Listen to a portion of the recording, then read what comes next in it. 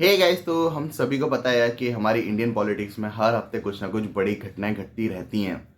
और इस बार अगर आप मेरे पुराने वीडियोस देखोगे तो आपको पता चलेगा कि यार मैं गवर्नमेंट का, भले कोई से भी हो, बीजेपी हो, कांग्रेस हो, मतलब स्टेट की बात करूं या नेशनल लेवल की बात करूं, तो मैं गवर्नमेंट का उतना सपोर्टर नहीं रहता हूँ।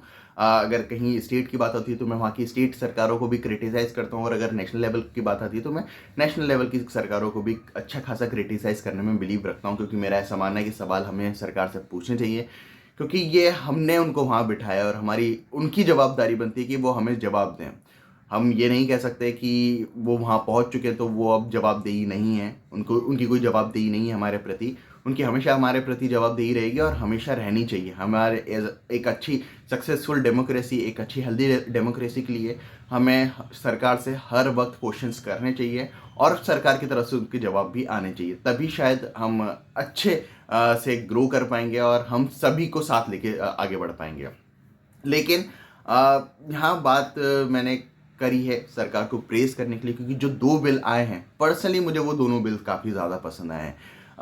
एक ऑनलाइन गेमिंग को लेकर आया है और दूसरा पीएम सीएम जेल जाने वाला जो बिल आया है, मुझे उसका नाम अभी एग्जैक्टली याद नहीं आ रहा, लेकिन ये दोनों बिल मुझे पर्सनली काफ़ी पसंद आए हैं। डेफिनेटली दोनों में फ्लॉज हैं, लेकिन इसका मतलब ये नहीं कि ये बिल्स खराब हैं। बिल्स बहुत ज़्यादा अच्छे हैं। अगर सबसे पहले मैं ऑनलाइन गेमिंग की बात करूँ तो यार इस पे एक्शन लिया जाना चाहिए था, क्योंकि जो फैंटेसी गेम्स को लेकर जितनी भी बात की गई है, इससे पहले भी हाई कोर्ट्स के ऑर्डर आए हैं कि ये एक स्ट्रैटेजिकल गेम है, अगर आप स्ट्रैटेजी दिमाग लगा के खेलते हो तो इसमें जीत सकते हो। लेकिन मेरा ऐसा मानना है कि ये उससे ज़्यादा प्रोबेबिलिटी वाला गेम हो गया था। अब जितने भी फैंटेसी एप्स देखोगे वो सारे प्रोबेबिलिटी पे चलते थे।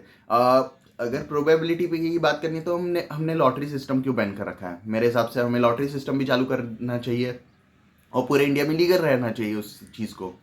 लेकिन पूरे इंडिया में वो चीज़ लीगल नहीं है, हमने उसको बैन किया है क्योंकि हमें पता है कि उस चीज़ में कितने सारे फ्लॉज हैं। वैसे ही मेरा ऐसा मानना था, मेरा हमेशा से ऐसा मानना था कि फैंटेसी गेम्स एक बहुत बड़ा जुआ है और ये जुए को लीगलाइज करना है।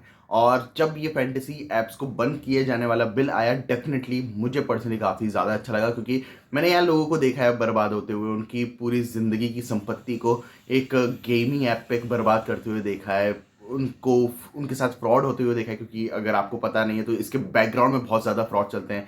टिपर्स के कोई बोलता है कि आप ये चीज़ करोगे, मुझे इतने पैसे दो, मैं आपको जिता के दूंगा, और वो नहीं जिता पाता है। उसके इतने ज़्यादा फ्रॉड्स होते हैं, इतने ज़्यादा एक माफिया काइंड ऑफ बन चुका था ये, जिसको रोकना बहुत ज़्यादा ज़रूरी था। और मैं पर्सनली काफ़ी ज़्यादा खुश हूँ इस चीज़ से। डेफिनेटली यार इस पे ना एक जॉब मार्केट पे बहुत बड़ा इम्पैक्ट आने वाला है। मुझे नहीं पता कि सरकार ने अल्टरनेटिवली क्या सोचा है, और मेरे ख्याल से उस पर सोचना भी चाहिए, क्योंकि जॉब मार्केट पे बहुत बड़ा इम्पैक्ट आने वाला है। क्योंकि इन सारे ऐप्स के साथ बहुत सारे लोग एसोसिएटेड थे यार, उनकी जॉब एक दिन में एक बिल के साथ खतरे में आ चुकी है। हमें उसके बारे में डेफिनेटली बात करनी चाहिए। लेकिन साथ ही साथ मैं इस बिल के सपोर्ट में हूँ। मुझे ऐसा लगता है कि ये बिल आना चाहिए था और देर आए पर दुरुस्त है। दूसरा बिल पीएम सीएम को जेल जाने वाला है, कि अगर 30 दिन से ज़्यादा कोई भी पीएम या सीएम या कोई भी मंत्री अगर जेल में रहता है तो उसको अपने पद से इस्तीफा देना पड़ेगा। ये बिल बहुत ज़्यादा ज़रूरी है और बहुत ज़्यादा अच्छा है, ऑल दो इसमें फ्लॉस काफ़ी हैं। फ्लॉस की मैं पहले थोड़ी बात करना चाहूँगा, क्योंकि अभी इस बिल में ये लिखा है कि अगर 30 दिन से ज़्यादा कोई जेल में रहता है तो वो उसको अपने पद से इस्तीफा देना पड़ेगा। लेकिन कई सारे हमने ऐसे केसेस देखे जिसमें कन्विक्ट नहीं होते हैं, लेकिन फिर भी वो जेल में रहते हैं। जैसे मनी लॉन्ड्रिंग के अगर आप केसेस की बात करो, पीएमएलए जो पूरा एक्ट है उसके तहत जितने भी लोगों को जेल में रखा जाता है उसमें बेल ही नहीं होती है। हमने अरविंद केजरीवाल के केस में वो देखा कि वो ऑलमोस्ट 6 महीने तक जेल में रहे। मनीष सिसोदिया के केस में देखा हमने, सत्येंद्र जैन के केस में देखा हमने, काफ़ी सारे ऐसे लोगों के केसेस में देखा है जिसमें उनको बेल ही नहीं मिली, ऑल दो वो कन्विक्ट भी नहीं हुए थे लेकिन बेल भी नहीं हुई। और इस तरह के केसेस का क्या होगा इस बिल के साथ, वो अभी भी एक क्वेश्चन मार्क डेफिनेटली। और उस पर सरकार किस तरह की, क्योंकि ये जेपीसी में गया है बिल, डेफिनेटली कुछ माइनर चेंजेस तो आएंगे ही आएंगे, लेकिन किस तरह के चेंजेस आएंगे वो देखने लायक होंगे। लेकिन हाँ, अगर मैं इस पार्ट को हटा दूं तो इस बिल में बहुत ज़्यादा अच्छी चीज़ें हैं। इसमें एक सबसे ज़्यादा अच्छी चीज़ जो मुझे लगी कि यार अगर आप 30 दिन तक जेल में हो तो आपको इस्तीफा दे ही देना चाहिए, क्योंकि आप एक गवर्नमेंट एक जेल से रन नहीं कर सकते हो।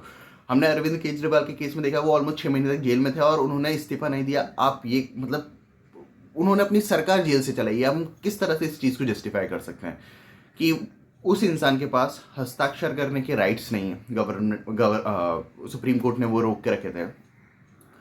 वो बंदा मिनिमम, अगर आप लॉस की बात करो तो वो मिनिमम लोगों से पर डे मिल सकता है ना, उसके बाद भी वो सीएम है, उसके बाद भी पूरे स्टेट का कंट्रोल उसके पास है। ये कैसे पॉसिबल है? वो क्या एक हेल्दी गवर्नमेंट रन कर सकता है जेल से? मेरा मानना है नहीं। इसके जब एक सीएम या पीएम जेल जाता है, उसके मंत्रियों के पास जब इतनी पावर्स आ जाती है तो वो पावर का अब्यूज़ भी करते हैं, क्योंकि अल्टीमेटली जो वोट पड़े होते हैं वो पीएम और सीएम के नाम पे पड़े होते हैं। ऑल दो अगर आप टेक्निकली देखो तो ये पॉसिबल नहीं है। टेक्निकली हर एक सांसद और हर एक विधायक को चुनती है हमारी जो प्रणाली है इलेक्शन की। लेकिन अगर आप ओवरऑल रियलिस्टिक वे में देखोगे तो हम हमेशा सीएम और पीएम के नाम पे ही हमारी जनता वोट डालती है। तो जब सीएम और पीएम ही जेल में है तो उस सरकार की, उस विधेयक की, उस पूरे संसद की क्या, साथ ही साथ विधानसभा की क्या वैल्यू रह जाएगी जब आपका सबसे बड़ा मुखिया ही जेल में है और आपके मंत्री पूरी सरकार चला रहे हैं? तो मेरा हिसाब मानना है कि डेफिनेटली ये बिल अच्छा है। फ्लॉज हैं इस बिल में, मैं ये नहीं बोल रहा हूँ कि ये फ्लॉलेस बिल है, इसमें फ्लॉज हैं, काफ़ी ज़्यादा फ्लॉज हैं, इस पर शायद बात की जानी चाहिए। लेकिन इसका ये मतलब बिल्कुल भी नहीं है कि ये बिल ख़राब है। मेरे ख्याल से इस तरह के बिल्स आने चाहिए, क्योंकि इसी तरह के रिफॉर्म्स हमारी इंडिया को आगे लेके जाएंगे। करप्शन कम करने के जितने ज़्यादा हम कोशिश कर सकें उतना हमें करना चाहिए, क्योंकि करप्शन एक ऐसी सच्चाई जिससे कोई मुंह नहीं मोड़ सकता है।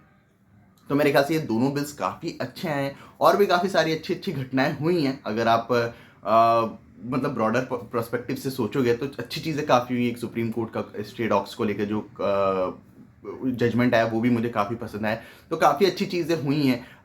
SIR वगैरह के मुद्दे पे अगर मैं विपक्ष की बात करूँ तो उनका अलग नैरेटिव अभी चल रहा है, उस पर हम कभी और बात करेंगे।